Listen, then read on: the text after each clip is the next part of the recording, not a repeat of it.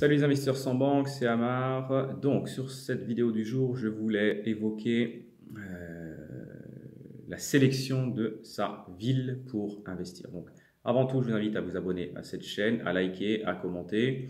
Vous découvrirez en description différents e-books sur l'investissement sans banque, la vente à terme, la sous-location, etc., etc. Et une formation de 2 heures totalement gratuite sur mes méthodes d'investissement pour éviter la case banque.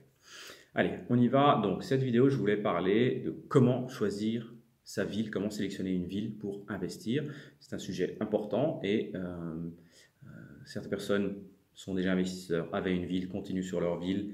Ils ne se sont pas particulièrement interrogés, mais vous allez avoir beaucoup de personnes qui sont dans des grandes villes qui n'ont pas de possibilité d'investir. Donc, sur cette vidéo, je vais vous donner quelques points pour choisir votre ville sereinement. On va faire en fait une étude macroéconomique.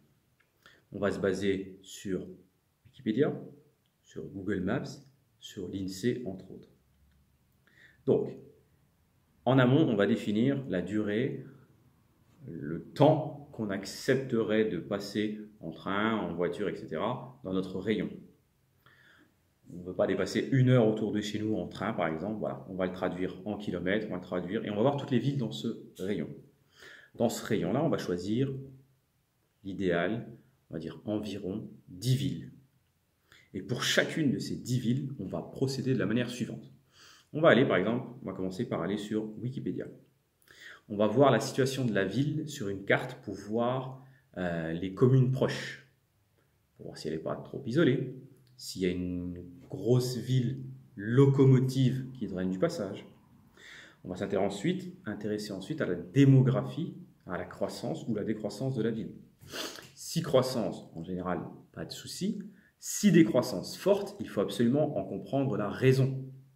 Voilà, si dans la ville qui fait, je sais pas, 20 000 habitants, en 5 ans, en 10 ans, il n'en reste que 15 000, voilà. Il faut qu'on se pose des questions. Peut-être qu'il y avait par exemple une entreprise majeure qui est partie et qu'il n'y a plus d'attractivité au niveau de l'emploi. On va s'intéresser aux voies de communication. Donc là, on passe par Google Maps, on tape la ville, et puis on va voir les autoroutes et tous les accès qu'il y a autour. Bien évidemment, si vous avez, je dis n'importe quoi, la A6 qui passe à 5 km, c'est un plus. On s'intéresse au transport en commun. Est-ce qu'il y a le TGV? Ça, c'est l'idéal. Est-ce que vous avez un TER? Voilà. Est-ce que l'accès est facile pour les villes qui sont desservies en LGV? Il y a des lignes à grande vitesse proches.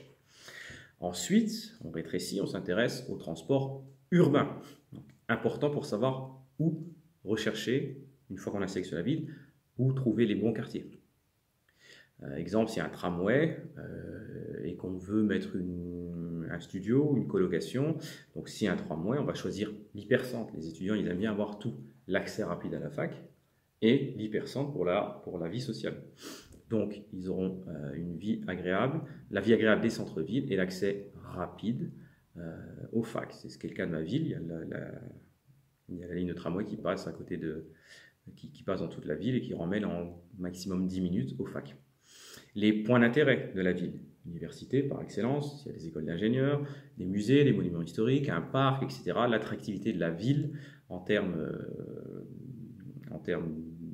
d'étudiants et en termes de touristes. Est-ce qu'il y a du jumelage? Donc ça a un intérêt majeur et presque essentiel si ces jumelages organisent des échanges d'étudiants. Pour avoir des étudiants étrangers, pour être avec certaines villes allemandes, anglaises, américaines, peu importe.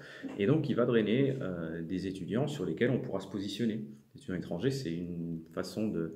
Ce sont des personnes très atypiques, mais lorsqu'on les gère bien, on donne tous les services, et même plus, et on fait de la visite en FaceTime, etc., on peut rassurer les familles, je dis n'importe quoi, new-yorkaises, pour que leur fille sache qu'elle va être bien prise en charge dans un bon logement. On leur facilite l'accès aux aides, à la sécu, bref, on les aide vraiment dans la globalité, et on peut louer 20-30% plus cher son bien.